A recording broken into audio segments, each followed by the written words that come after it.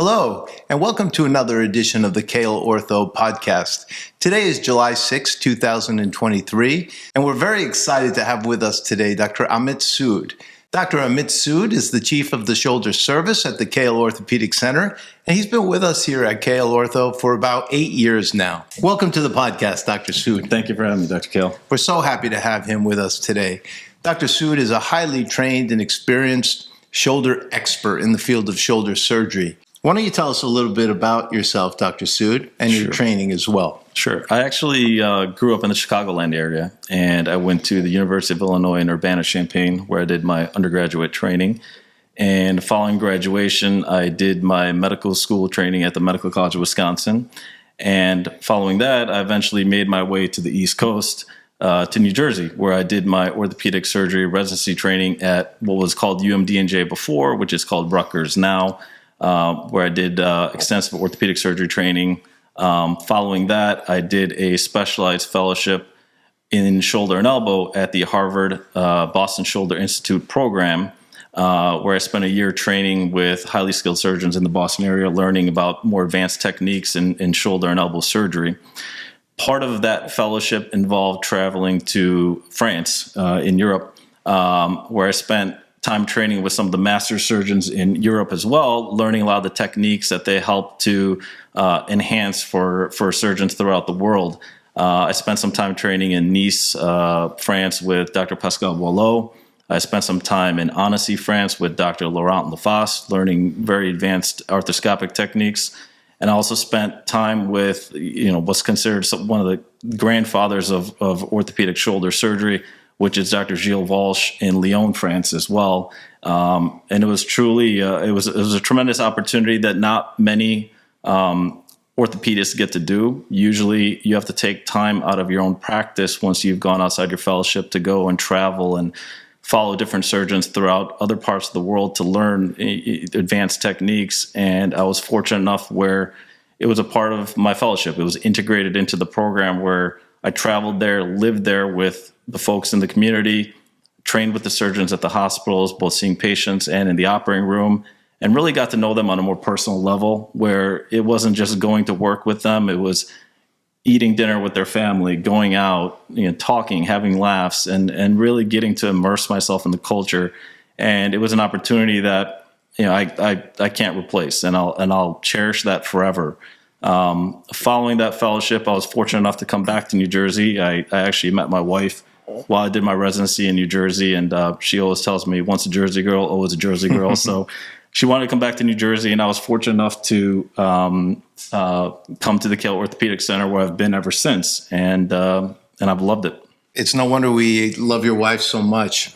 I mean, what an experience to train in that part of the world, especially with those expert shoulder surgeons. And certainly, you've garnered so much education and skill and expertise over the years that we truly consider you very much an expert shoulder surgeon, Dr. Sood. And thank you. You've taken care of thousands and thousands of patients for us at Kale Orthopedic Center over the last 8 to 10 years, and we're just so privileged and blessed to have you. Thank you. Today's topic is going to be on one of the more common shoulder conditions called shoulder arthritis. We are going to be discussing with Dr. Sood today the evaluation and management of shoulder arthritis. We're going to diagnose it. We're going to see how he evaluates patients presenting with shoulder arthritis, what signs and symptoms he appreciates when he has encounters with them. We will be discussing the conservative, non-operative, and surgical management of shoulder arthritis as well. So let's just dive right in and let's talk about a little bit of the shoulder anatomy. So we can define the anatomy and then we can start defining the condition as well, okay? Sure. So the shoulder joint is comprised of the humeral head as well as the glenoid bone, and the glenoid bone is a part of the larger bone in the back of the shoulder, which is the scapula bone. And the humeral head is a part of the upper part of the arm, or the upper part of the humerus, and it articulates with the glenoid. And my analogy for the shoulder joint is comparable to think about a golf ball and a golf tee. And so you look at the golf ball as being the humeral head is the golf ball, and the glenoid is the golf tee.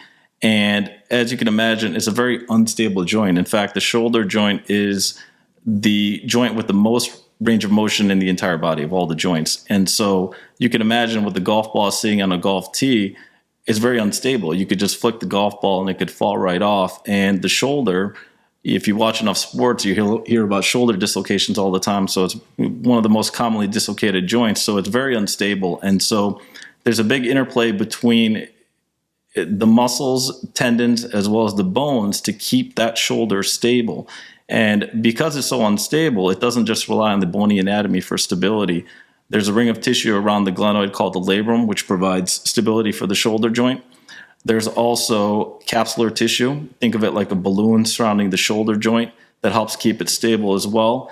And there's a variety of different muscles and tendons, the most important being the rotator cuff muscles, which is comprised of 4 major muscles, the subscapularis, supraspinatus, infraspinatus, and teres minor, which help to keep the shoulder stable as well and provide range of motion for the shoulder joint. Yeah, so we talk about the dynamic and static stabilizers, right? So the muscles primarily make up the dynamic stabilizers to stabilize that construct. And then there are the static stabilizers, the bone, the ligaments, the capsule, the labrum, things like that. I use the same analogy of the ball and socket joint and the golf ball sitting on the tee. It's inherently unstable, but if it weren't for those dynamic stabilizers to stabilize that joint, it would very easily dislocate or definitely sublux. So that's the anatomy of the shoulder joint. So as far as arthritis is concerned, can you define that condition for our audience? Yes, there are different kinds of arthritis, the most common being standard primary osteoarthritis or wear and tear arthritis, as most patients call it. And on the surface of the humeral head, as well as the surface of the glenoid bone, which are the 2 bones that I mentioned earlier, there's a softer, more smooth coating on those bones, which is the articular cartilage. So you can imagine, or you know, that the bone is a very hard and rough structure. And so you don't want bone contacting bone. And so in every joint in the body, we've evolved to have this articular cartilage at the ends of the bones to provide a more smooth surface where they can touch and meet each other. And normal wear and tear or primary osteoarthritis involves the degradation or erosion of the articular cartilage. And what happens is over time, you start to thin out on that cartilage. And as it starts to thin out more and more, it exposes the bone that's lying underneath. And that's what's termed the bone-on-bone arthritis. So as you start to expose the bone, you could imagine bone touching bone, it starts to grind and cause pain over time. And especially if it's involved on both sides of the joint or both bones that are part of that joint, the pain can be much worse. Yeah, and arthritis, as we've defined in the past, is inflammation of the joint. And just like the other joints that we've discussed in the past, it's often associated with redness, warmth, pain, and swelling in that joint. And of all the arthritic conditions in the body, for some reason, shoulder arthritis seems to be the most debilitating, right? For the most part, these patients really complain often of inability to sleep at night. It definitely affects their quality of life because all of us need to sleep and get a good night's sleep. And for whatever reason, when patients have shoulder disorders, very often they can't sleep at night, right? Absolutely. That's probably one of the biggest complaints that I get. Initially, it starts out as having this sort of dull, toothache type pain that patients complain about, and it can happen spontaneously. And over time, as the arthritis advances, it can happen even at rest. And again, that sleeping situation where you're not even using it at night, you're just laying there and it can cause pain. But that's one of the most common presenting complaints, in addition to being unable to move the arm or use it for even basic functional activities like putting food up to your mouth to eat, or brushing your hair, or brushing your teeth, or reaching into a cabinet. So over time, you get this functional limitation and pain associated with just doing basic household chores. The other thing is, as the arthritis advances, you can also develop what's called crepitus, or clicking and popping of the shoulder. And that really happens as you erode more and more cartilage over time and get that bone exposure. And that can be very debilitating for patients. And oftentimes it could be an audible click or snap that you can hear even examining patients in the office. And then as time goes on, again, the night pain is something that, again, not even using it, you're laying down going at night, and patients complain that they can't sleep at night. And to me, that's the more worrisome symptom, because if they can't sleep at night, it affects them the next day. They don't have the same energy level. Mentally, they don't feel the same. It leads to depression, anxiety, etc. So once you start losing sleep, we know that it's a more serious problem. Arthritis can obviously lead to pain in the shoulder, especially at night, some loss of motion as well, because you lose that nice articular cartilage and the joint starts to erode. But how do you know it's arthritis that's causing that? Can it be other things in the shoulder? It can be a variety of different things, like we mentioned on the anatomy, the soft tissue structures that are in the shoulder. So it can be pain can be caused not just by the bones, but by those soft tissue structures. So you can have labral tears that can occur, as well as rotator cuff tears or ligament tears that can happen in the shoulder. So it's important when the patient comes to the office that we do a thorough examination to figure out what exactly the problem is. Yeah, so it makes a difference, right? If a patient comes in, because patients with those conditions that you mentioned, rotator cuff tears, labral tears, and other disorders of the shoulder, can also have night pain, right? So how do you distinguish in the office, based on physical examination and imaging, to determine what, in fact, is wrong with the patient? If it's truly arthritis, or if it's a rotator cuff tear, a labral tear, a problem with their biceps tendon, or all of the above? It initially starts out with a good history. I think just by talking to the patient, you can learn a lot about what the problem really is. And so it's important to, as a physician, talk to the patient, hear what they're saying, and process that. There's a lot of different factors to consider. Was it traumatic? Were they skiing downhill and all of a sudden they fell? Or they're playing basketball and fell, or riding a bike and fell and landed onto the shoulder and then developed pain? In that situation, if they didn't have pain before, I'm less likely to think that arthritis is a problem, and maybe they disrupted one of the soft tissue structures that we talked about with the shoulder.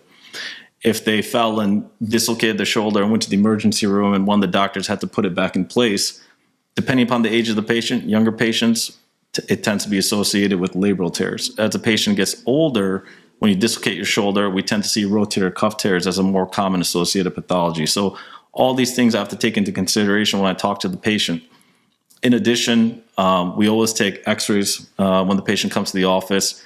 I get more concerned about arthritis as the patients are a little bit on the older side. But again, we're seeing it more and more at a younger age as well with this post-traumatic arthritis that can develop. And so we take x-rays in the office and we evaluate the bony architecture, and we look at the ball in the socket, or the golf ball and the golf tee that we mentioned earlier.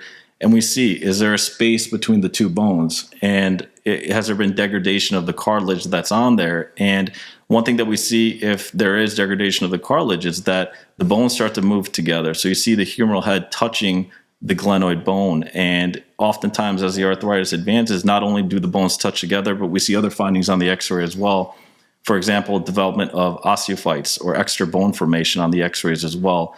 And the body does that in response to the stress that develops across the joint because of the loss of the cartilage. And so the body responds by trying to grow this extra bone and distribute the stress across a greater surface area, not knowing that it's actually causing more of a problem for the patients, and that could inhibit the range of motion and cause clicking or popping. And once I hear the patient complaining of clicking or popping in the office, I know that, either it's unstable, either it's shifting in and out of the joint, or potentially these osteophytes causing that noise. And so we're able to pick that up on the x-rays. In addition to listening to the patient, we also do an appropriate physical exam. I will start by touching the patient both over the biceps tendon as well as the acromioclavicular joint. Those are some common areas where we see associated pain, so we want to rule that out as a source of pathology. We also test range of motion, and we test both active range of motion as well as passive range of motion. And by checking the passive range of motion, I'm able to see if the patient is either stiff or just unable to move the shoulder. So if they can't lift up their shoulder, but I can lift it up for them, I know that they're not stiff. That's just a lack of range of motion secondary to either pain that they're having, or that maybe they tore their rotator cuff and can't physically elevate the shoulder. If my passive range of motion is similar to the active range of motion, then I'm more concerned about stiffness. And that's a whole different variety of conditions I can develop. For example, frozen shoulder that you can develop and cause stiffness in the shoulder. So we do a thorough physical exam. We also do strength testing. So we test the different rotator cuff muscles and tendons that are on the shoulder. And the 4 different rotator cuff muscles that I mentioned earlier, the subscapularis, which is on the front part of your shoulder, when that contracts, it results in internal rotation. So we're always testing internal rotation strength to test that specific rotator cuff muscle. I also check for forward elevation strength, which is for the supraspinatus rotator cuff tendon, as well as external rotation, which is for the infraspinatus rotator cuff tendon and the teres minor rotator cuff tendon.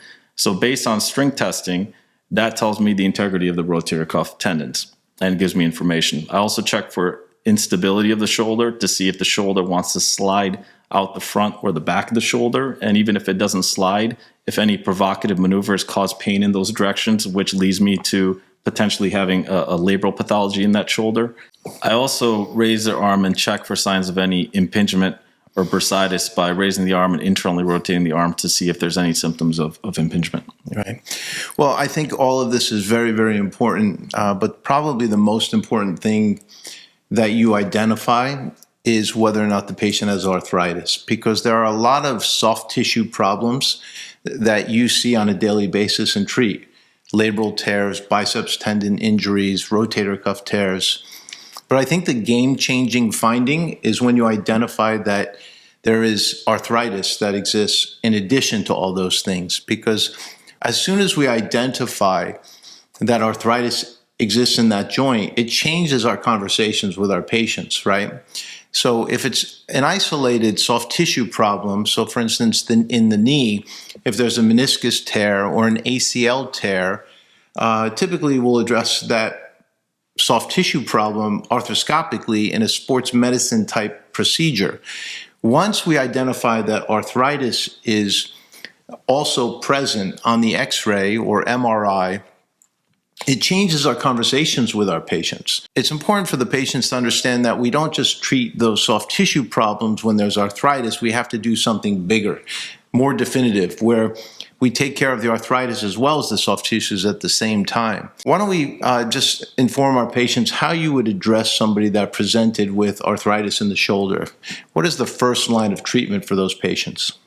We always try and start with a conservative management for the patient. When the patient first comes in and we identify that they do have arthritis, we want some pain relief, and that's usually the first presenting complaint that they come with. And as you mentioned earlier, osteoarthritis is inflammation of the joint, and pain relief is designed towards decreasing that inflammation. So if there's not any medical contraindication, we recommend oral anti-inflammatories to reduce the inflammation and help with the pain, and hopefully help with some of the night pain that some of them might be experiencing or pain with daily activities.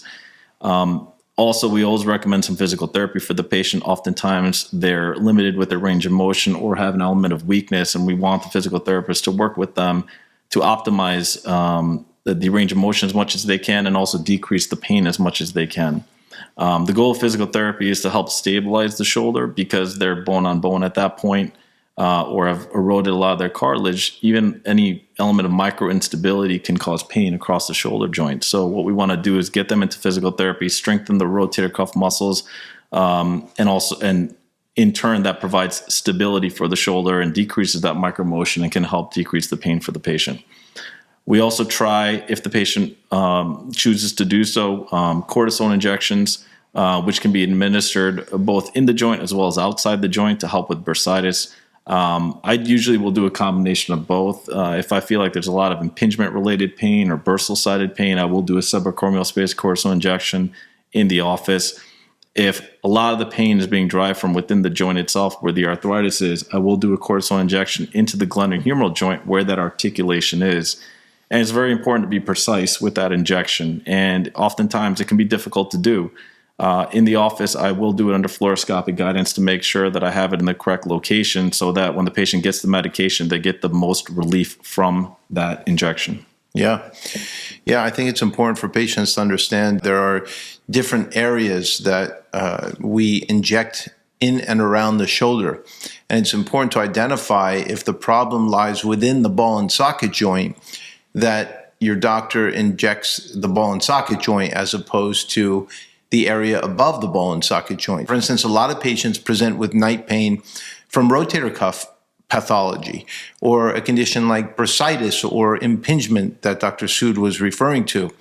Those injections typically would take place outside of the shoulder joint, and those injections are typically given from the side or the back of the patient to that area where the bursa is.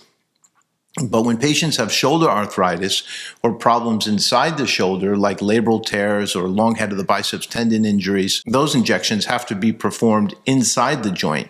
And it's difficult to inject the shoulder joint itself. And so at the Kale Orthopedic Center, we use imaging technology such as ultrasound or fluoroscopic guided technology to make sure that when we're injecting the shoulder joint, we're actually inside the shoulder joint, exactly where we want to be so that the patients get the most relief. In addition to the injections of cortisone, are there other types of injections that you can treat our patients with for shoulder arthritis? Yes, there's orthobiologics. So in the office, I do platelet-rich plasma, or PRP injections, as it's commonly called, where we take the patient's own blood, and it's not a lot of blood, only about 15 cc's, and we do it right there in the office. And we actually use a centrifuge machine to extract the platelets from the blood, and we inject that into the shoulder as another option for pain, and also another option compared to cortisone injections. Yeah, certainly regenerative medicine is popular these days, and orthobiological therapy utilizing autologous conditioned plasma and platelet-rich plasma is very helpful in decreasing the inflammation in the joint, which can definitely contribute with alleviating our patient's pain. So besides the injections and physical therapy and anti-inflammatories, are there any surgical procedures that can be done to help alleviate some of these patients' pains? There are arthroscopic procedures that have been described. They're not designed for long-term relief because over time arthritis does tend to progress.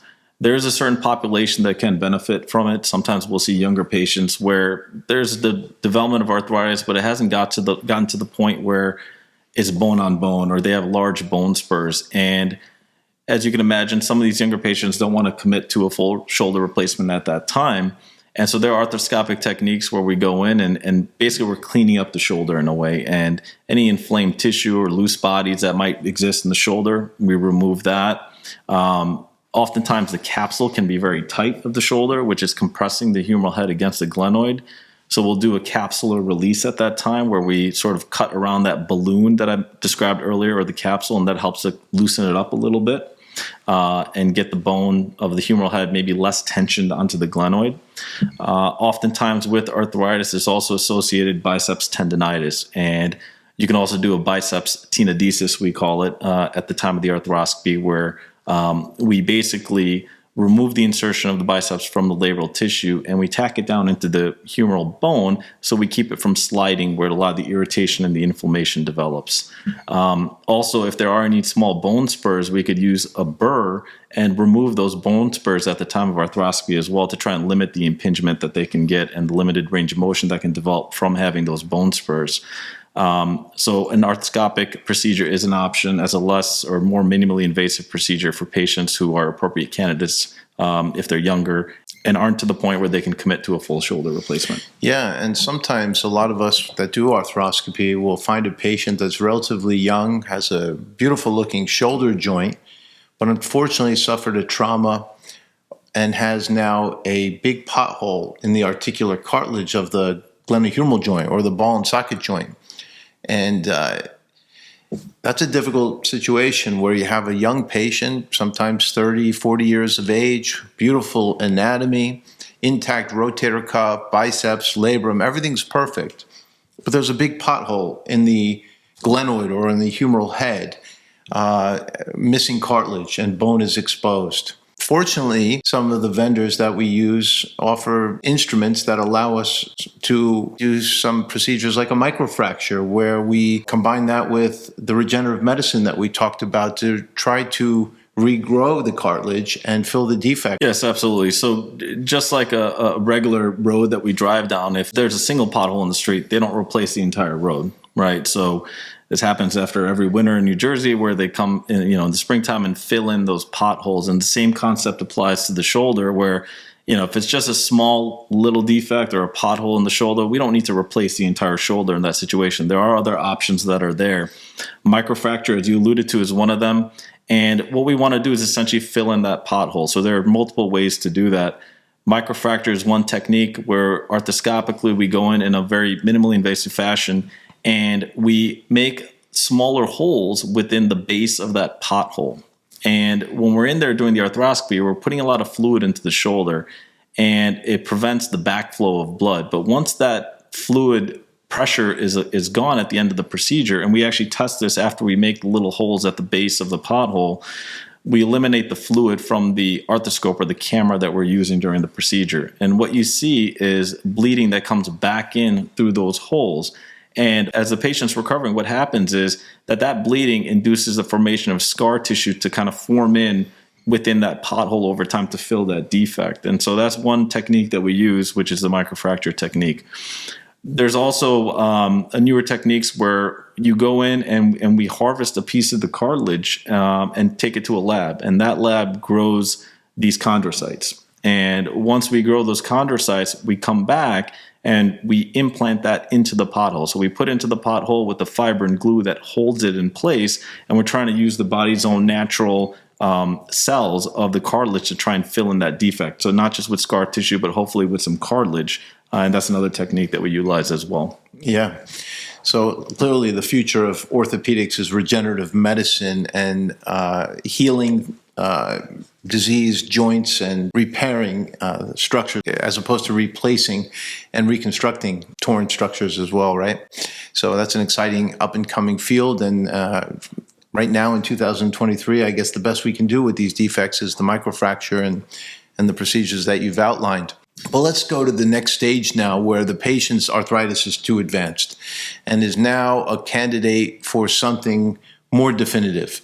The surgical procedures we've discussed thus far have been mainly palliative in effort to buy time, because none of them are really guaranteed. Even the field of regenerative medicine is not where it's going to be in the future.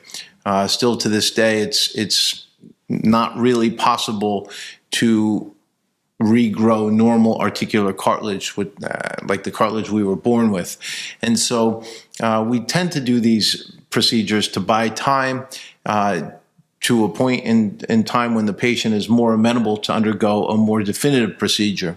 So once the degradation of the cartilage or the arthritis becomes more advanced, we do what's called a shoulder replacement, or an anatomic shoulder replacement for primary osteoarthritis.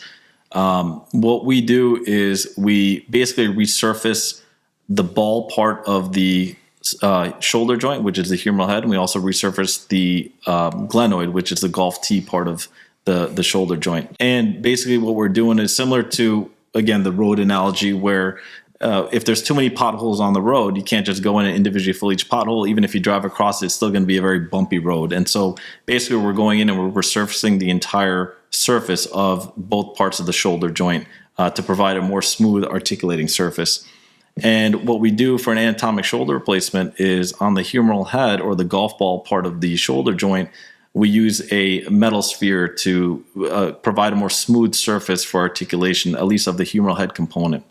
And on the glenoid part of the shoulder, we replace that with a plastic component. So basically at the end of the procedure, you have smooth metal articulating with smooth plastic. And so you don't have that bone-on-bone grinding sensation, and you don't have bone spurs, because the bone spurs are limited at the time of surgery as well. So you have smooth metal articulating with smooth plastic, and it's a very smooth range of motion. You don't have that clicking and the popping and the pain that you had preoperatively. So it's essentially replacing the ball and socket joint.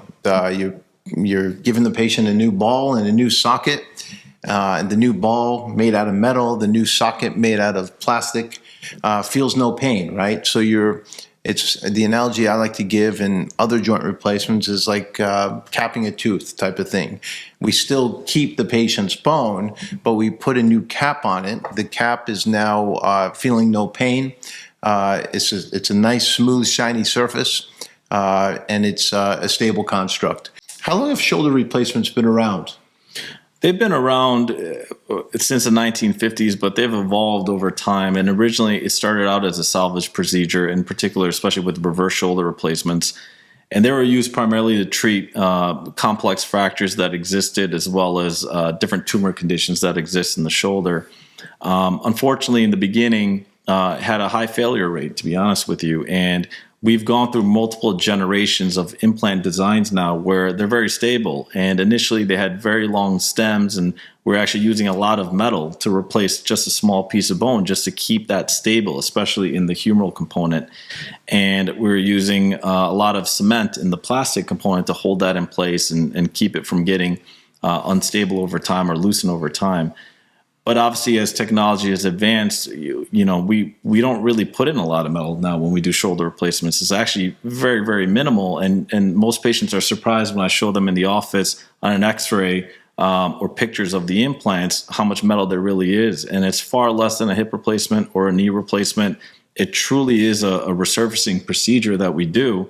And oftentimes, I would say the vast majority of the shoulder replacements that I do, they don't even involve any stems. There are these small press fit components that we put in that really adhere to the bone and allow for the bone to grow into the implant to provide stability over time.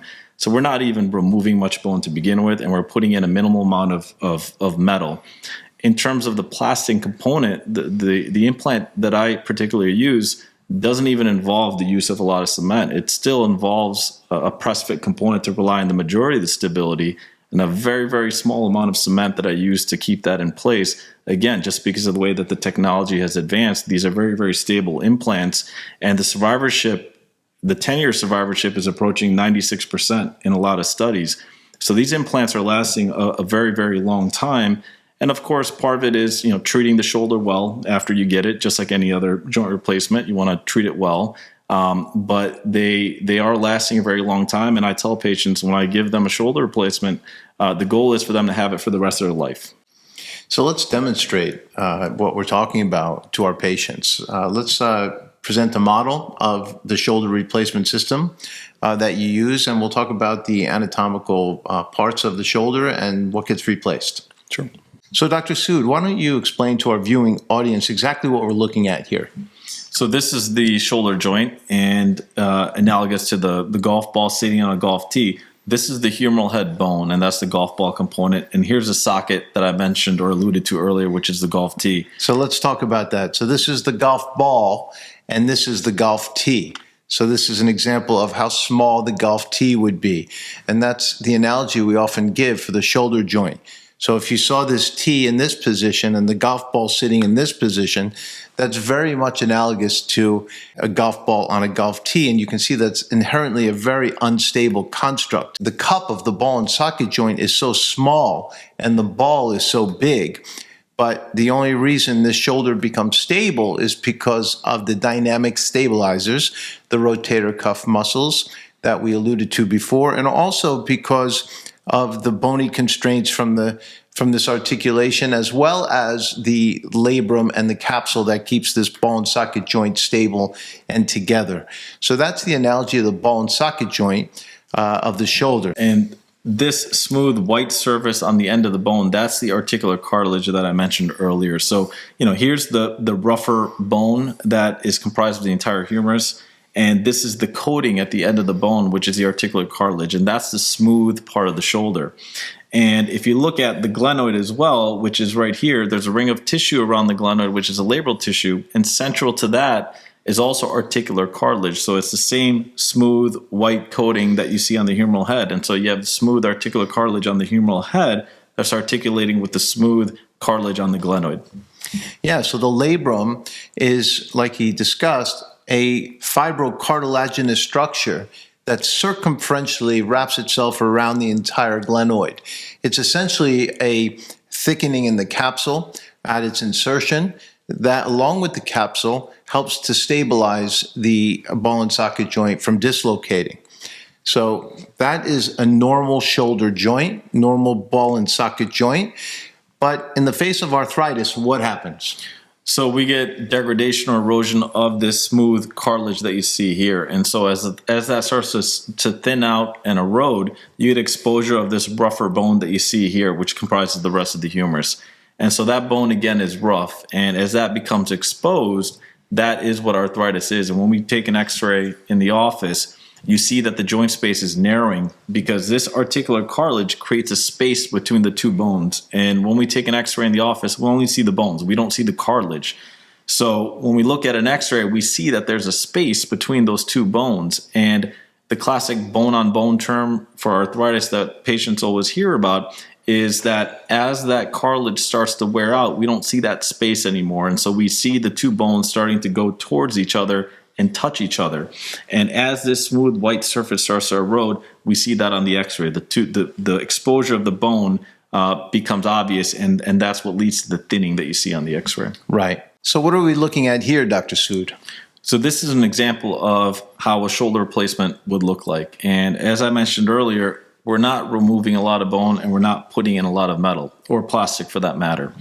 So the part of the cartilage that was thinned out and exposed, we remove. So we remove the part of the bone, and only the part of the bone that's degraded and causing pain. We don't need to remove any more than that. And what we do is once we remove that bone, we replace that with a nice smooth metal implant. And as you can see, it's a hemisphere. It's not a full sphere.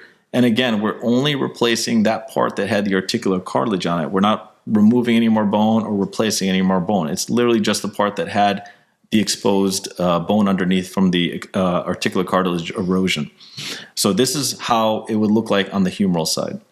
On the glenoid side, we put in a plastic component. And basically what we do is we remove whatever remaining cartilage is there that really isn't doing much for the patient at that point, and we replace it with a smooth plastic component. And it's placed press fit with only a small amount of cement, and we put that into the bone, and it's a very stable implant, and that causes the glenoid component to have a smooth plastic component to it.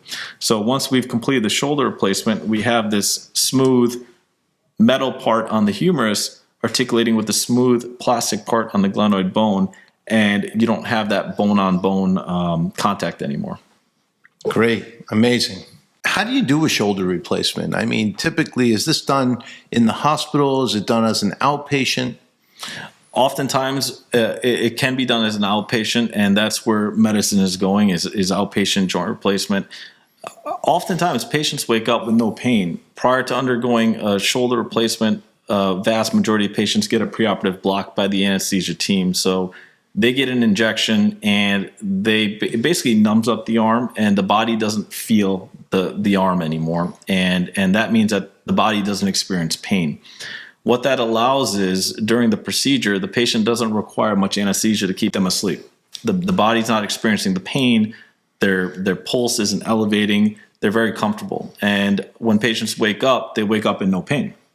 So it allows them to go home and not have to stay in the hospital necessarily overnight. Unless there's a medical reason to keep them in the hospital, obviously we would do that. But that's why the vast majority of shoulder replacements are able to go home, is because they're comfortable. They wake up, they have no pain, and they're able to recover at home, which is the ideal situation for many patients. It's done in a minimally invasive fashion. When I talk to patients about a shoulder replacement, initially, a lot of them haven't heard about it, so they don't know how it's done or what we do. And it sounds like it's a very, very big procedure. It's actually done through one incision. So we make one incision in the front part of the shoulder, several inches long, but it's one incision. It's not on the side, it's not on the back, just one incision in the front. And when we do the exposure, we're dividing the muscles and just opening up the plane to the shoulder. And we're able to expose it within 10, 15 minutes. It really doesn't take much time to gain the exposure to the shoulder. We do identify the subscapularis rotator cuff tendon, and that part I take down. And once I take the subscapularis rotator cuff tendon down, I'm able to visualize the entire shoulder joint from the front. Once I have full exposure, I remove, again, only the part of the bone that's arthritic and doesn't have cartilage on it anymore. Usually I'll start out by exposing the humerus or the humeral head on the arm part of the bone or the upper part of that bone. So we expose the humeral head part of the bone, and we just remove the part of the bone that doesn't have the cartilage on it anymore. And as I mentioned earlier, I've transitioned to not using these big stemmed implants with a lot of metal. I always evaluate the bone intraoperatively, and as long as the bone quality is good and the vast majority of the patients have sufficient good bone quality to be able to use a stemless implant. And so that gets put into place. And exposure of the glenoid or the socket part of the shoulder is can be challenging at times for a lot of surgeons, and that's why in the hands of someone who's experienced, it can go very quickly, which is always the ideal situation with less anesthesia time. I'm able to prepare the glenoid and put the plastic part of it within several minutes with precision now with the technology that we utilize intraoperatively. That technology involves the use of getting a preoperative CT scan that we do prior to surgery. And with that CT scan, I import those images into a computer software program, which regenerates the shoulder in a 3D anatomic model. And based on that anatomic model, I'm able to design a custom guide that I use to prepare the glenoid surface while I'm in surgery. Precise placement of the guide pin off that guide is everything with the surgery, because even if you're off by a few degrees, it can change the outcome of the patient. So precision is very, very important for the placement of the guide pin and preparation of the glenoid component. That guide that gets made gets placed right onto the glenoid, and it's custom. So it fits perfectly like a glove onto the glenoid. Once it's perfectly onto the glenoid, I advance the guide pin into the glenoid, and based off that one single pin, I'm able to do the entire part of the procedure that involves the glenoid. I'm so excited to know that in the area of shoulder replacement surgery, you're utilizing the technologies that we've been using for years now in the area of hip and knee replacement. Customized patient-specific joint replacement surgery is something I'm very, very passionate about. And using high-resolution cross-sectional imaging modalities like MRI and CAT scan to make sure that we're giving each and every patient the perfectly sized, positioned, and aligned implant is so important in ensuring excellence in joint replacement surgery and outcomes as well for our patients. So let's demonstrate what you do in the area of shoulder replacement surgery to our patients, how you customize each and every joint replacement, okay? So what am I looking at here, Dr. Sood? So based on that CT scan that I mentioned earlier, where we recreate a 3D model on a computer, I designed the implant that I use during surgery to allow for the correct placement of the guide pin. And what we do is preoperatively, once I plan it on the computer software, there's a 3D printed model that gets recreated to shape the actual glenoid that the patient has, as well as the implant that I want to use during surgery. So here in your right hand, you see an example of a 3D printed model of a patient's glenoid bone, or the socket part of the shoulder joint. And you see the little divots. There's 3 divots on the front and 1 in the back. And the guide that I designed using the computer program has 4 hands, you could imagine, or prongs that fit onto the glenoid like a glove. There's 3 prongs in the front, 1 in the back, and I am able to position it exactly where I want during surgery, and that's how the guide is printed. So for instance, on this model of this patient's glenoid, this is the guide that you will create to snap onto that patient's glenoid intraoperatively, just like that. Yes? Correct. And that's got the guide holes in it so that you know where to drill your pins in preparation for your glenoid reaming. So for instance, this is a model now of the patient's native glenoid that's degenerative and worn. And this guide will literally snap on just like this intraoperatively. You can see how it literally finds its happy place, and it's perfectly positioned right there for you intraoperatively. And through that guide, you have these drill holes that you'll shoot some pins, K-wires, to allow you to continue the reaming process. Yes, this guide allows me to place 1 central guide wire in the center of the glenoid in the correct position. And again, even a few degrees can make a big difference in the outcome for patients. So this allows for the precise placement of that guide pin, and off that guide pin, I'm able to prepare the entire glenoid and implant the final component. Wow, that's so exciting to know you have this advanced technology in shoulder replacement surgery as well. Our patients are truly getting the best of the best in your hands for sure. So what are we dealing with here? What am I holding here, Dr. Sood? So this is a model of the proximal humeral bone. And here you see that the humeral head has been resurfaced with the implant. And there are 2 different ways to fixate this part of the component. The more traditional way, or the way that I used to do it, was using a longer stem. and it had a porous coat here, which allows for the ingrowth of the bone and stability over time. And we used to put that down the canal of the humeral bone, which provided a good fixation and tight fixation for stability. But as technology has advanced, we don't need to use as much metal anymore. And so I've converted primarily to using a stemless implant as long as the bone allows for it. And we don't need to use the stem. So here's an example of that, for instance. So this is an example of the stemless implant. Comparing, contrasting to this. And so we prepare the proximal humeral bone. We don't need to prepare the canal like we used to for the other implant. And because of the technology that we have and the good on-growth or in-growth porous technology, it's able to provide very secure fixation. And the failure rates on the humeral component are low. And even once we've transitioned to the stemless implant, I have yet to have a single failure with this type of device. I love it. I love it. Just like other fields of orthopedic medicine, it's all about preserving bone, right? Mm-hmm. Preserving bone, being minimally invasive. In the area of joint replacement surgery in particular, we always have to think about the potential next operation. And in the area of shoulder, the humerus is a small bone relative to, for instance, the knee. And we've done a podcast about ankle replacements as well. And Dr. Rappaport alluded to the fact that it's very, very important to make sure that he preserves every little bit of bone around that ankle.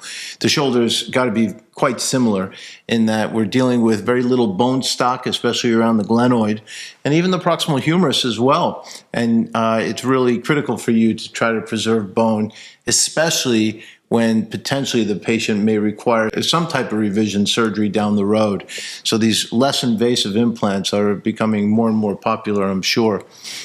Yes, they are. And the whole idea is to preserve the normal anatomy and the normal bone as much as possible. And you're absolutely right. We always want to think about the next step. It's easy to do it initially, but if for some reason we need to go back in, we need the bone stock to work with. And if we were in a situation where we remove too much bone, there's nothing to work with when we go back. And you're right, the shoulder is very similar to the ankle where there isn't that much bone. It's not like a big hip joint or a big knee joint.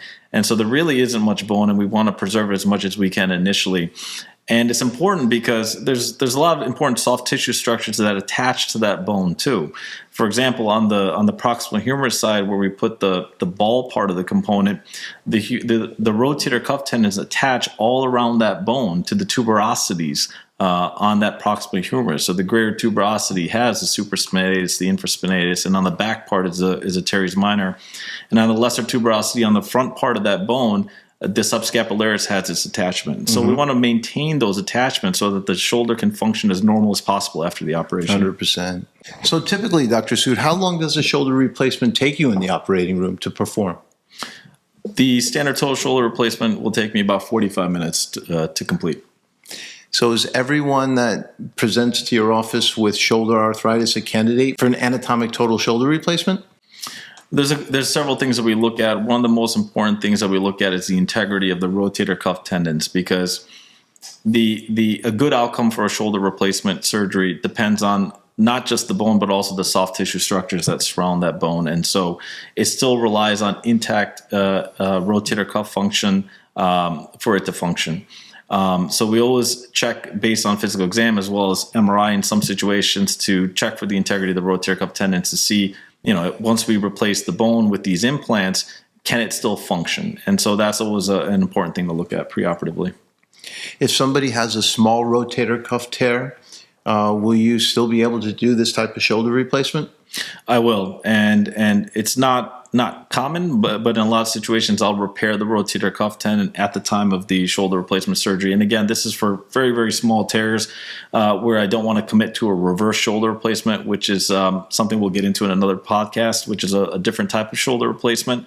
But if the patient has good integrity of the remaining rotator cuff tendons and it's just a small tear and overall they have good strength on exam, I will repair small rotator cuff tears at the time of a shoulder replacement to try and preserve the anatomy to be as normal as possible. And that's what we want. We want to preserve the anatomy and just replace the bone that we removed without making any significant anatomical changes for the patient. So you mentioned that it takes you about 45 minutes to do this operation, typically. When they're done, most patients will be discharged the same day. Some patients, for medical reasons, may get admitted overnight, but for the most part, they're discharged the same day. And what's life like after that? What is a typical rehabilitation course for these patients? Surprisingly, the postoperative pain after shoulder replacement is not as significant as patients might think. In fact, the consensus would be it's far less than even an arthroscopic rotator cuff repair, where we're not removing any bone or putting in any major metal implants.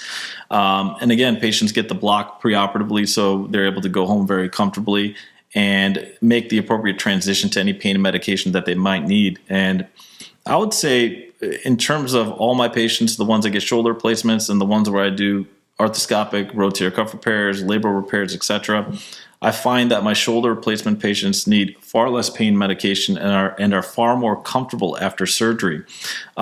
Usually they're placed into a sling, and I keep that sling in place for about 4 weeks after surgery, and that allows the rotator cuff tendon to heal. And again, as I mentioned earlier, I take down the subscapularis rotator cuff tendon to gain exposure to the shoulder, so we want it to heal.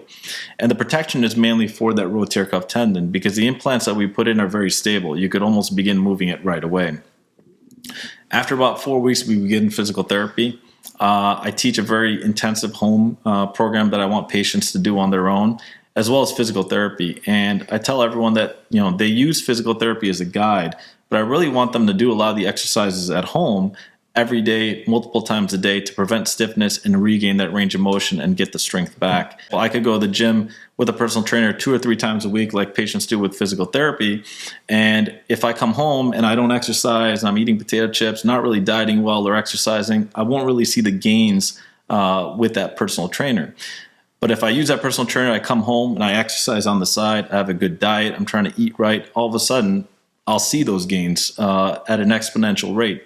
And so I tell patients when they go to physical therapy, yes, I want them to go, because it's very, very important in the beginning to have that help to move the shoulder, because it can be uncomfortable sometimes, and patients just need that help. But I want them to come home and do the exercises on the side as well. And that's when they get that exponential recovery, fast recovery, with range of motion and strength. And so I teach a very intensive home program, and they're basic exercises that they do, but I want them to do them frequently and as consistently as possible. And all my patients have, I don't have any issues with compliance, because these are basic exercises at home, does not require any equipment. They just need the commitment to it. And when they do these exercises, overall the recovery is pretty quick. And the goal is to achieve full range of motion, usually around 6 to 8 weeks is where I want them to have the full range of motion. So how long do you tell your patients it takes to fully heal from this operation? I tell everyone it can take, I give an approximation of about 3 to 4 months of recovery. I mean, I tell everyone, just like any standard joint replacement, that they're going to expect improvements for even upwards of a year.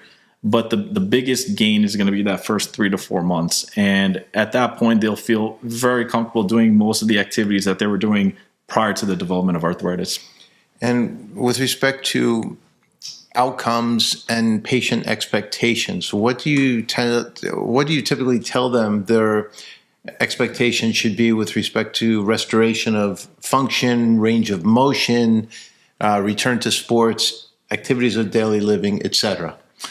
In terms of range of motion, my expectation is that it's as close to what's normal for them as possible, and where the contralateral shoulder or the other shoulder might be, or where it was prior to the onset of the arthritis. So the goal is to achieve as full range of motion as possible. In terms of activities, that's the beauty of joint replacement surgery, is we want patients to get back to doing as much as possible. We don't want to limit too much. We want them to live their life and enjoy and do the things that they want to do pain-free. There's just a couple of things that I recommend they avoid, which is excessive force or axial force through the shoulder. So if they're able to accommodate, maybe avoid doing heavy push-ups or heavy bench press exercises or military presses. It doesn't mean that they can't work out at all. They still can. It's just that maybe take some of the load off the shoulder. But in terms of doing sports activities or recreational activities, they could pretty much do everything that they want to do. And do I have some patients that go back to doing push-ups and bench press and do great? Absolutely, But in general, we want to avoid too much excessive force. And, my analogy again to that is like having a nice car. And if you have a very, very nice car, a fast sports car, you look at what are the days that you drive it, right? You're going to drive it on a nice sunny day on a smooth road. But it's a car. Technically, it can go anywhere. You can go off-roading with it on a gravel road if you want to, but you don't. You want to treat it well. And so my analogy to patients is I'm giving them a nice car, which is their shoulder, and I just want them to treat it well. It doesn't mean you can't do certain things. It's just that, if you have a nice shoulder placement, take it out on a nice sunny day on a smooth road and treat it well, and the goal is for it to last forever. Yeah, I mean, it's just like any other joint replacement. We want patients to be able to restore their quality of life, and that's why, in fact, we're doing the operations, but don't abuse it. Every once in a while, if they have a knee replacement, they want to run on it, run, but don't run marathons with your knee replacement. But if you have to run to play a pickup game with your kids, basketball or whatever, by all means, run, enjoy it. But try not to choose to participate in sports or exercise activities that will potentially lead to premature wear of the construct. And with respect to the shoulder and also other joints, high impact aerobic activity tends to potentially increase the risk of wear and tear. But by all means, we're doing these operations so that our patients can restore their quality of life, live life to its fullest, and for the most part, use common sense in that regard. In general, especially in the area of hip and knee replacement surgery, we favor fluid-like exercise regimen, and the shoulder is quite similar. Just try to avoid that high impact, the push-ups, etc. But certainly golf, tennis, things like that, swimming, I'm sure you encourage all those exercises, right? Absolutely. For the most part, most patients are extremely satisfied being told that. And just to get out of pain, especially at night, and to be able to have a good night's sleep because your shoulder is not bothering you is so rewarding. I'm sure that shoulder replacement surgery in your area of expertise is probably, I would say, the most rewarding procedure you do. Is that true? It absolutely is. And almost immediately post-operatively, especially the patients that had that night pain that we were talking about earlier, vast majority of the time the patients come to their first post-op visit and they say that within 1 or 2 days, that night pain that they had completely goes away. Yeah. It's a different kind of pain because they're recovering from an operation, but that deep, dull, toothache type pain that they were experiencing before is completely gone. Sure. And to them, the recovery or any minimal pain that they have from the operation itself, that's a trade-off they're willing to take all day, every day, because it's minimal compared to what they were experiencing preoperatively. Yeah. Well, as I alluded to earlier in the podcast, Dr. Sood, I will forever be indebted to your wife for being a Jersey girl and to bringing you back home from France. We're just so blessed to have you at the Kale Orthopedic Center. You know how I feel about you and your skill set, especially as well in the area of shoulder surgery. You are a master shoulder surgeon. You've cared for thousands and thousands of our patients over the years and helped them restore that quality of life that they were yearning for. And so we're very appreciative of your excellence and your expertise. And I just want to sincerely thank you for joining me on this podcast today. And I truly look forward to having you back again to discuss many other shoulder ailments such as rotator cuff tears, labral tears, biceps tendon conditions, AC joint separations, and the reverse total shoulder arthroplasty that Dr. Sood referred to earlier. So thank you so much. We hope that this podcast was very informative to you and your family and friends. And if you found this helpful and entertaining and informative, we would appreciate you subscribing to our Kale Ortho channel. Thank you. Have a great day. Thank you. Thanks so much.